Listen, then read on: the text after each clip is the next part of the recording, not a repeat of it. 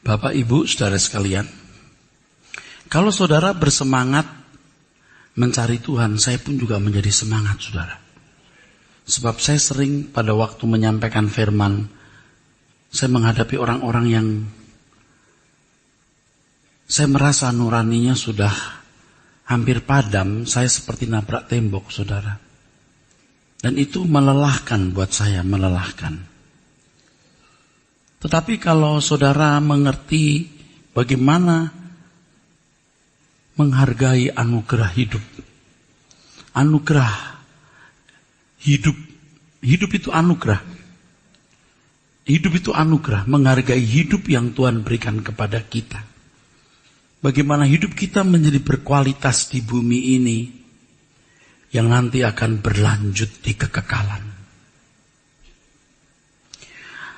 Hal yang sangat menarik yang saya sampaikan, dan ini menjadi satu obsesi yang kuat mencengkeram kita, khususnya saya, bahwa menjadi anak Allah itu harus dalam segala hal tidak bercacat, tidak bercela.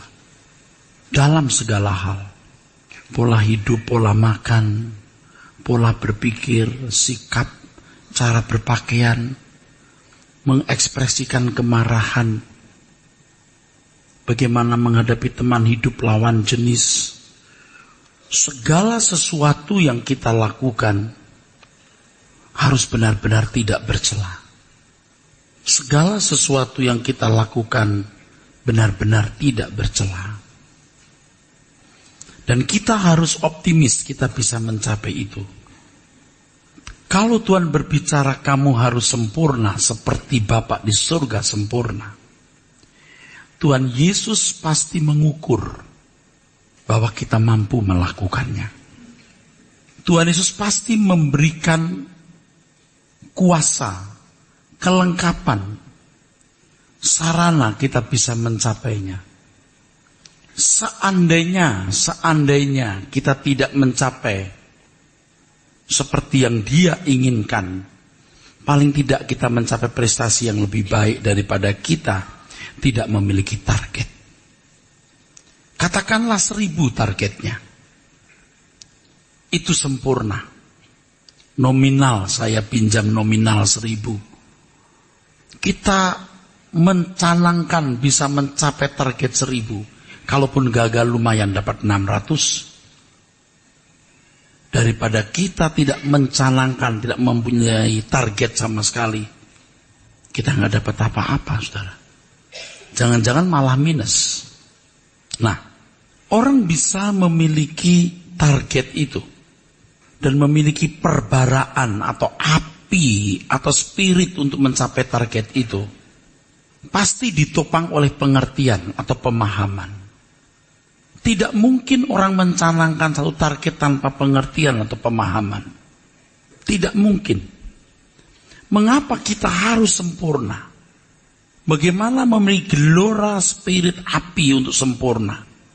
Kita harus memiliki pengertian untuk itu, saudaraku.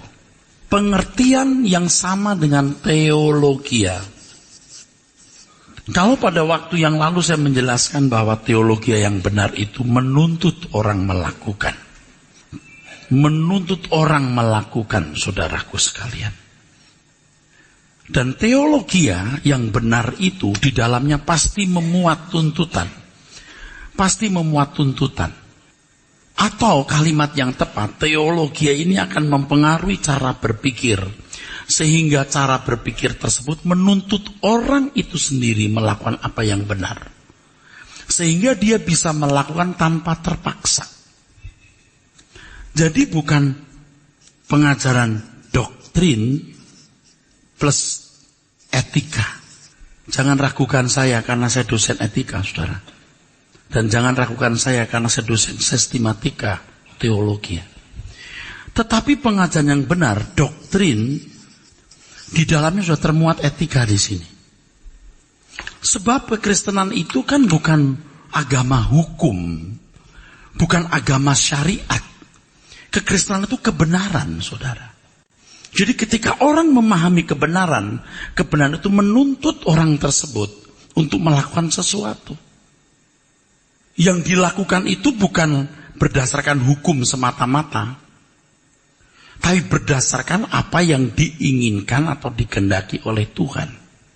Oleh sebab itu, saudara, ada satu misteri yang saudara dan saya harus terima.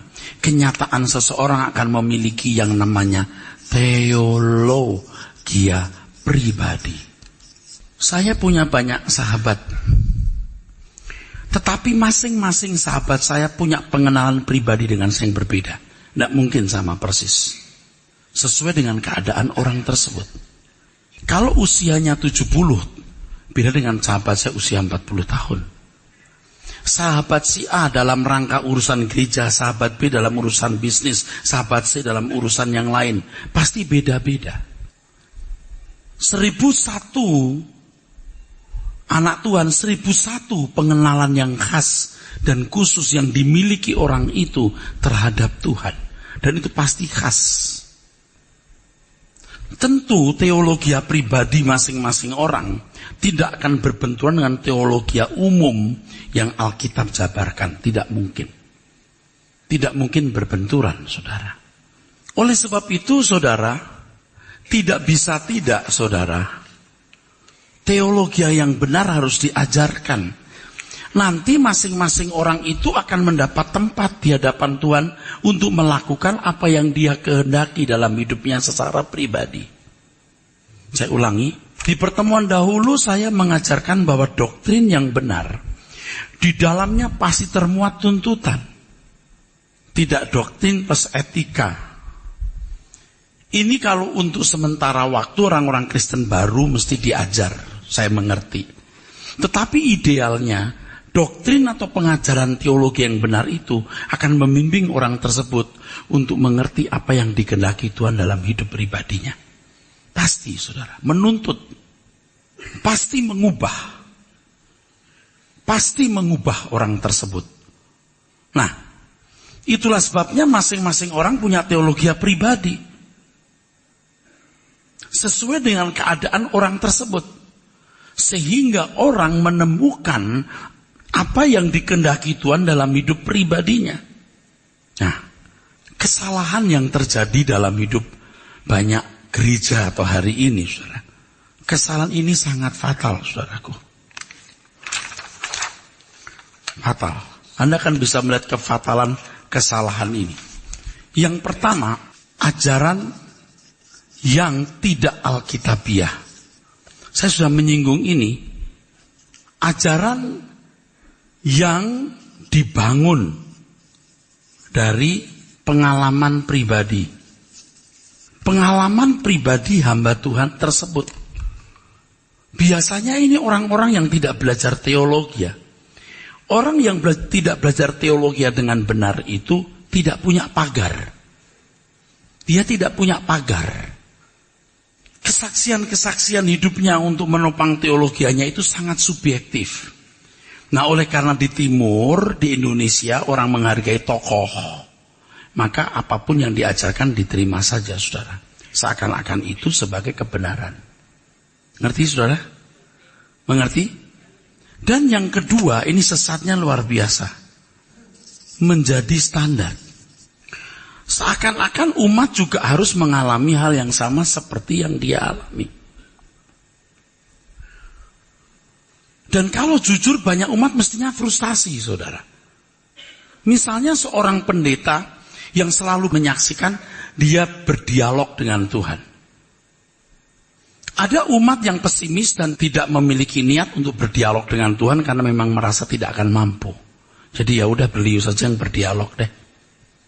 Nanti kalau ada apa-apa saya minta didoakan, saya nggak kenal siapa Tuhan itu sebenarnya.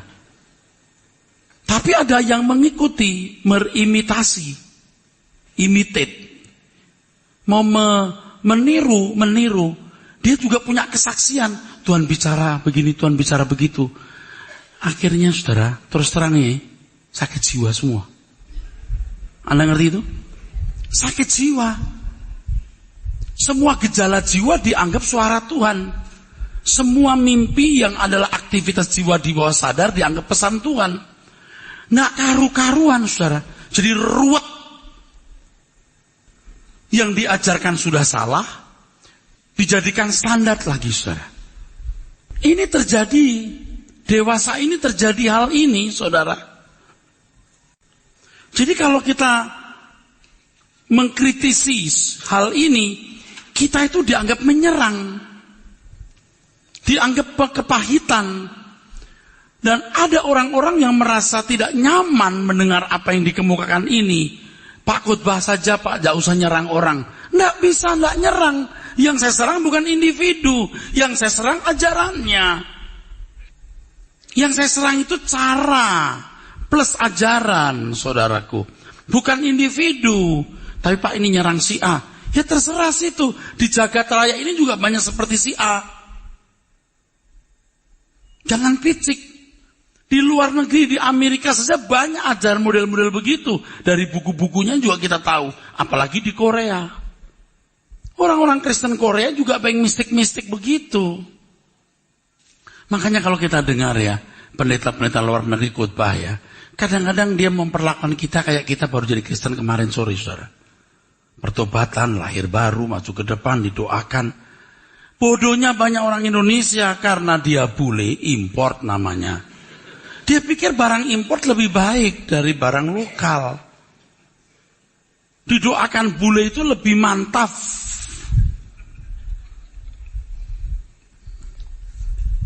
Nah, kita yang belajar kebenaran ini kan, kalau mau jujur kita mentertawakan. Kamu gak ngerti di Indonesia ini kita sudah mengalami begitu banyak tekanan-tekanan yang membuat kita menggeliat begitu rupa. Bukan seperti orang Kristen yang nyaman-nyaman, yang belum bertobat, didoakan. Dia tidak mengerti, saudara. Nah, beberapa dekade 10 tahun yang lalu ke belakang ini, atau mungkin 15 tahun yang lalu, banyak nabi-nabi dari luar negeri yang menubuatkan akan terjadi transformasi lah, nanti Kristen jadi mayoritas lah, sampai pada nubuatan bahwa nanti ada presiden orang Kristen di Indonesia. Kan konyol, saudaraku. Kejahatan akan berkurang, ekonomi membaik. Hari ini ada bupati masuk penjara, gubernur masuk penjara, menteri masuk penjara, jaksa masuk penjara, hakim masuk penjara. Coba saudara, sampai ketua MK saja yang begitu dianggap sebagai the top decision maker, menentukan keadilan, bisa ternyata terbukti berbuat kesalahan. Lalu bagaimana dengan nubuat-nubuat tersebut? Kan jadi konyol, saudara. Lalu tidak ada pertanggungan jawab publik. Udah dianggap gak pernah ada. Tapi yang disesatkan begitu banyak. Tuh kalau ngomong begini kan orang bilang tuh nyerang lagi. Tidak nyerang kita, saudara. Nah, jangan saudara berpikir bahwa saudara membutuhkan pengantara. Kalaupun Anda membutuhkan seseorang yang membimbingmu seperti saya menjadi pembimbing rohanimu, ini harus dipandang sebagai sementara, emergency. Seterusnya, saudara harus mengenal Tuhan secara pribadi dan mengerti kehendaknya secara pribadi dalam hidup saudara. Sehingga saudara memiliki teologi pribadi tadi. Allah yang ku kenal. Allahnya Erastus. Allahnya Wigan. Allahnya Beni. Allahnya Gunawan. Allahnya Cornelis. Sehingga hubungan saudara dengan Tuhan itu bisa benar-benar, ini saudaraku, eksklusif. Anda mau nggak? Anda mau nggak? Harus mau. Jangan saudara itu malas. Jadi pengertian-pengertian kebenaran yang tadi saya pinjam kata teologi umum, tapi teologi yang benar ya, umum dalam arti standar yang benar ya. Saudara harus gali sedalam-dalamnya, saudara. Jadikan mengenal Tuhan itu satu-satunya dunia, saudara. Tidak ada yang lebih menarik dari hidup ini selain mengenal Tuhan. Saya khawatir orang-orang saya, orang dekat saya, sudah nggak mendengarkan khotbah saya lagi. Udah deket Pak Eras nih. Siang malam dengarkan di mobil. Siang malam dengarkan di rumah. Diulang-ulang juga banyak hal yang bisa mengalir masuk di dalam pikiran saudara. Tidak boleh malas, saudaraku. Harus memiliki pengalaman pribadi, saudara. Itu yang namanya teologia. Bagaimanapun saya juga punya teologia pribadi yang saya tidak boleh jadikan itu standar untuk saudara. Itu sesuai pengalamanku. Misalnya menghadapi kasus A, kasus tertentu, lalu Tuhan menyelesaikan dengan cara tertentu. Cara ini tidak bisa dikenakan untuk orang lain. Tapi prinsipnya sama. Tuhan meresponi doa kita. Amin. Tuhan menjadikan semua pengalaman sebagai cara Tuhan mendewasakan kita. Sama itu. Tapi mendewasakannya itu apanya? Bagian mana yang didewasakan itu beda-beda. Karena kelemahan orang beda-beda. Tadi saya katakan keadaan orang masing-masing khusus, khas dan berbeda. Amin. Itu saudara. Pemahaman yang salah bahwa seseorang membutuhkan orang lain sebagai pengantaranya dengan Tuhan. Itu mengakibatkan kemalasan atau sikap tidak sungguh-sungguh bergumul untuk mengenal Tuhan. Melalui penggalian kebenaran firman Tuhan dan pergaulan pribadi setiap hari dengan Tuhan. Suatu hari saudara berhadapan dengan Tuhan. Saudara harus mempertanggungjawabkan apa yang saudara dan saya lakukan sepanjang hidup ini. Jangan menjadikan firman yang kita dengar di gereja kenikmatan sesaat, tetapi tidak sungguh-sungguh dirasakan sebagai kebutuhan. Membaca Alkitab, membaca literatur yang baik, doa pribadi, mendengarkan CD khotbah harus dianggap sangat penting, bukan penting. Supaya tidak ada waktu yang sia-sia terbuang. Sebab kita akan pasti menghadap Tuhan secara pribadi. Dan akan sangat dipersalahkan kalau sudah tidak menangkap. Kalau saudara tidak menangkap apa yang dikehendakinya dalam hidup saudara pribadi. Jadi pengenalan secara umum ini kalau tidak saudara peroleh, jangan harap memiliki pengalaman khusus dari Tuhan. Ayo belajar, gali, dengarkan CD khotbah. Nanti akan ada perbaraan atau api. Sehingga target saudara aku menjadi sempurna. Aku harus mengenal dia. Dan melakukan apa yang dia ingini. Sempurna, saudara. Jangan coba-coba, saudaraku. Saudara menyerahkan pengenalan yang Anda harus miliki secara pribadi itu kepada orang-orang yang saudara anggap sebagai dapat menjadi pengantara saudara dengan Tuhan. Saudara harus pulang sendiri nanti. Dan memang sekarang pun saudara begitu keluar gereja juga harus hidup sendiri, saudara. Tanpa siapa-siapa. Maka saudara harus mengenal Tuhan sungguh-sungguh. Nah kalau hamba-hamba Tuhan, saudara tidak mengerti hal ini. Saya yakin pendeta-pendeta yang mengajarkan kebenaran berdasarkan pengalaman pribadi itu malas menggali Alkitab. Malas. Pasti malas ya. Dia sewenang-wenang, dia melakukan pemerkosaan terhadap teks Alkitab. Comot sana, comot sini, yang kira-kira bisa mendukung idenya, dia ambil ayat sana, ambil seayat ini. Dia memasukkan pikirannya ke dalam Alkitab. Namanya eisegesis. Mestinya mengangkat kebenaran dalam Alkitab itu eksegesis. Mengajarkannya kepada umat. Alkitab itu luar biasa, saudara. Sangat luar biasa.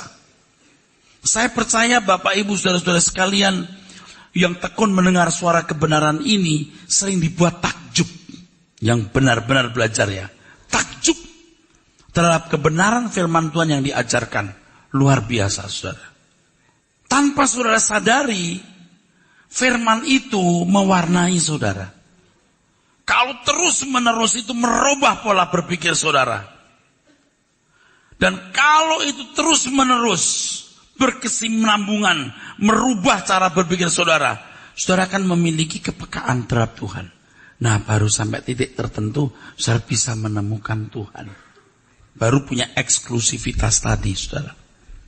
Dan di sini seseorang baru menemukan teologia pribadi. Jangan teologia pribadi yang dipaksakan, karena dasarnya tidak ada. Yang tadi saya bilang hamba-hamba Tuhan yang mengaku mengalami Tuhan itu, lalu jemaat ya yang tidak bersemangat dengan apatisnya berkata, bukan bagianku, itu bagian pendeta. Saya nggak pernah dengar suara Tuhan, saya nggak ngerti. Tetapi yang nekat ikut-ikutan ngawur, saudara. Dan saya sudah perhatikan itu, kalau si A ikut pendeta itu, gayanya udah mirip ya. Gayanya mirip. Ini maaf ya, ini hanya sebagai ilustrasi saja, tapi tidak eksak begini ya saudara. Jadi kalau pertumbuhan pengalaman akan Tuhan itu naik terus, titik tertentu, orang baru bisa memiliki eksklusivitasnya dengan Tuhan di sini. Di sini harus memadai saudara. Kalau baru kecil di sini lalu merasa bisa pengalaman dengan Tuhan, ini banyak subjektif. Banyak ngawur di sini, saudara. Ngawur di sini. Bukan mencela siapa-siapa, tapi faktanya ada. Pengajar-pengajar yang tidak belajar firman Tuhan dengan baik, latar belakangnya misalnya kejawen, Jawa gitu, saudara. Kejawen, Jawa. Nanti teologianya kejawa-jawaan. Yang dipikirkan itu seakan-akan suara Tuhan. Lah orang Jawa punya prinsip manunggaling kawula Gusti. Apa yang dia pikirkan seakan-akan suara Tuhan. Lihat itu. Halusinasi, fantasi, campur aduk, saudara. Dijadikan suara Tuhan. Nanti dari suku yang lain, lihat. Pesan-pesan Tuhan, mistiknya juga ada. Tapi kalau orang belajar kebenaran itu, ada pagar. Anda jangan heran kalau gereja-gereja Protestan, kenapa tidak berani, tidak jarang ya, hampir nggak ada ya, yang pendetanya dari penglihatan. Kenapa? Dipagari begitu kuat dengan doktrin teologi. Tapi juga akhirnya tidak sedikit mereka yang jadi begitu kaku. Jadi kaku juga, ya jangan saudaraku, jangan juga. Yang satu mistik, spontanitas, emosi, perasaan. Yang satu rasional, tanpa perasaan. Misalnya begitu. Tidak seperti orang karismatik ya saudara. Lebih baik dipadukan dua ini. Secara teologi kita mendalam, pengalaman pribadi dengan Tuhan pun juga kita miliki, kita gabung baru luar biasa. Jangan dibuat-buat pemahaman yang salah bahwa seorang membutuhkan orang lain sebagai pengantaranya dengan Tuhan, membangun tuduhan terhadap Tuhan seolah-olah Tuhan bersikap diskriminatif. Kita bongkar yuk, walaupun ini sulit, kita bongkar yuk. Ini kelompok pendeta, ini kelompok awam. Pendeta boleh mengenal Tuhan, punya teologi, jemaat tidak punya teologi, tidak bisa mengenal Tuhan sedalam pendeta. Saya bukan mau menjolimi sekolah teologi, saya kan pengajar. Sampai hari ini saya juga masih jadi pengajar. Saya mau kasih tahu kepada saudara, saya mau tanya ya, pertimbangkan. Seberapa sih ilmu teologi bisa membuat orang menemukan Tuhan? Kalau ilmu teologi yang diajarkan sekolah Alkitab secara mutlak dapat membuat orang menemukan Tuhan, betapa celakanya gereja ini. Betapa celakanya banyak gereja. Sebab yang sekolah teologi ada 1%. Nggak ada 0,5%. Juga nggak ada. Jadi saya mengajak setiap saudara itu berteologi. Belajar sepinter-pinternya. Makanya saya memikirkan bagaimana Anda jadi pinter. Ini keselamatan abadi. Nasib kekal saudara loh. Kok diperlakukan cara begitu?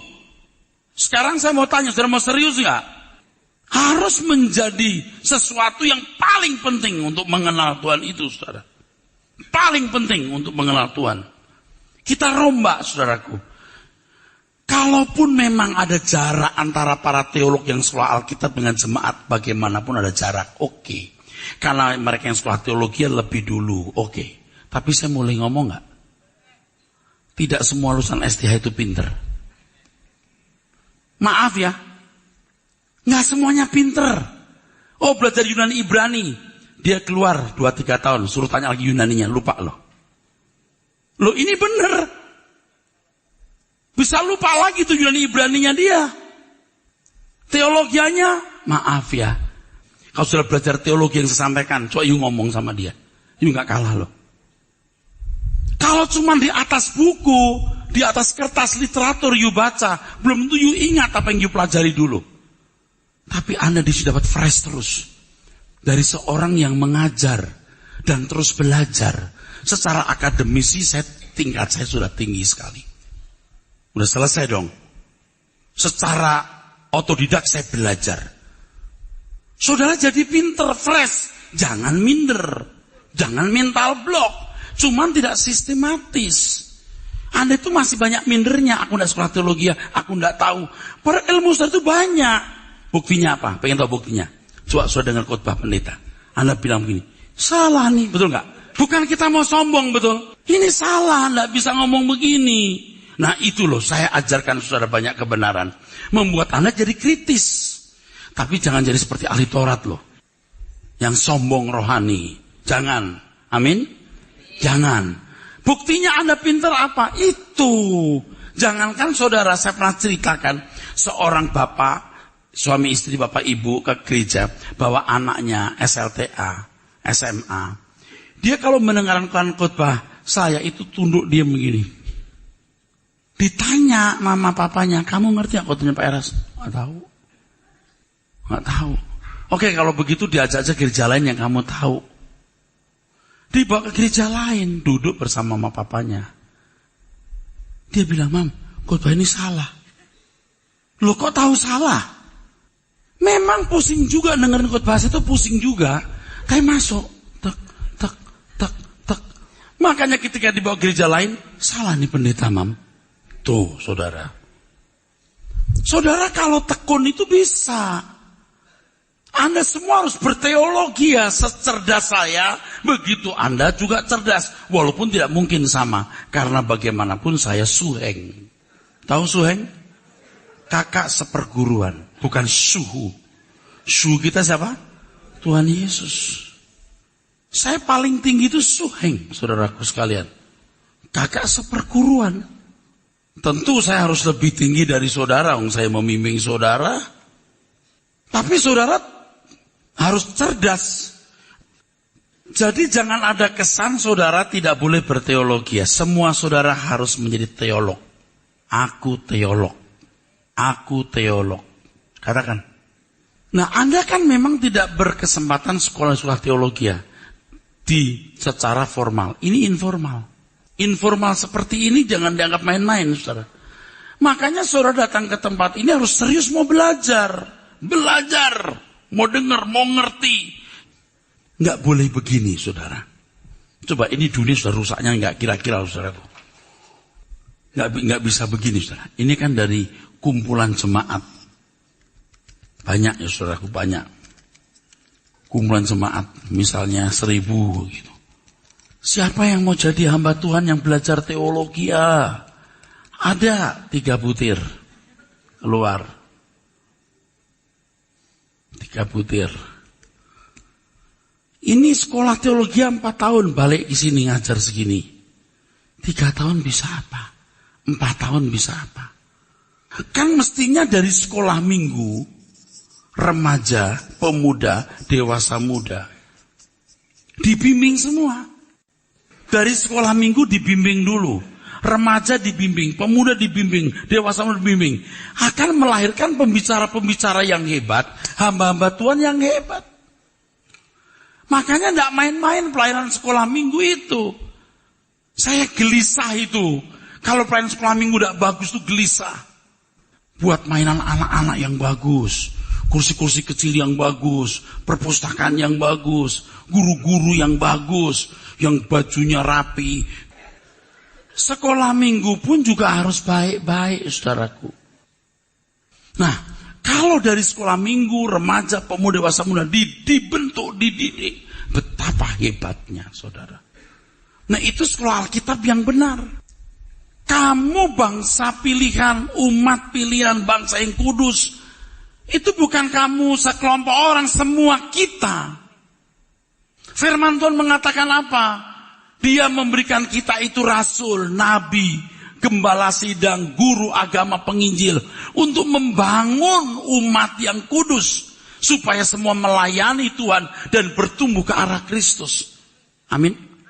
Itu yang benar. Tidak bisa 3 orang ini yang ngerti Alkitab lalu ngajar. Akhirnya saudara tahu yang 3 ini nih. Dia turun ke sini cuma cari nafkah. Khotbah seadanya, dapat kolektor, dia bangun rumah tangga. Habis deh jemaat. Ada pendeta yang dari kampung, sekolah di Jakarta. Karena di sini nggak ada pendeta, oke tarik dah di sini. Ketemu anak gadis cantik, kawinlah dia. Lalu membangun rumah tangga, jadi pendeta. Ngajar apa? Saya tidak mengatakan semua orang itu begitu. Pengalaman seperti ini sudah saya lihat. Ketemu orang-orang yang cari nafkah, mau hidup wajar. Tapi saudara ini saya ajar apa? Kehilangan hidup. Menyerahkan nyawa. Taruh hidup di langit baru.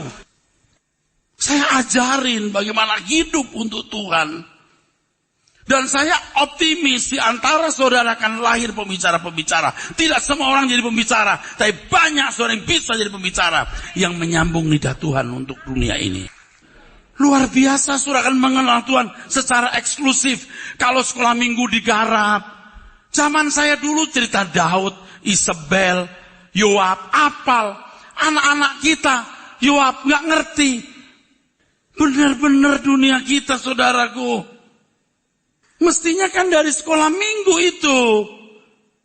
Ibarat orang main silat itu senam dasarnya, saudaraku. Tidak akan punya jurus kalau gak punya senam dasar. Kan jurus itu dibangun dari senam dasar. Ngerti ya? Dari senam dasar jadi jurus. Jurus nggak cukup, harus punya keberanian, punya kecepatan berkelit, punya mata tajam dan seterusnya. Senam dasarnya aja nggak tahu gimana mau jadi pesilat hebat. Ini loh saudaraku, makanya sekolah minggu itu penting. Tolong bantu untuk pekerjaan Tuhan. Jangan sampai anak-anak kita digurui Twitter, Google, Facebook, rusak deh anak-anak kita. Aduh. Jadi sekolah Alkitab yang benar itu gereja. Anak-anak harus diajar berteologi dari sini. Maka ya saya pernah mengatakan, dan ini jadi kegalauan saya. 6 anak, 10 anak itu ada pembimbingnya 1. Masuk remaja, pembimbingnya terus. Masuk pemuda, nggak akan hilang. Ibu-ibu yang hamil, kumpulin. Itu yang punya stres, dibimbing, dilindungi. Supaya ayo dibimbing. Dari dalam kandungan, masuk begitu keluar jadi anak-anak, sekolah minggu balita kita bimbing terus. Dalam kandungan pun gereja sudah perhatikan. Ya kita juga perhatikan mereka, saudara-saudara. Supaya ini orang-orang tuh jadi teolog. Nggak 3 ini nih. Terus turun nih, belum tentu jadi orang nih, betul nggak? Belum tentu, apalagi kalau mereka dari kecil lingkungannya buruk.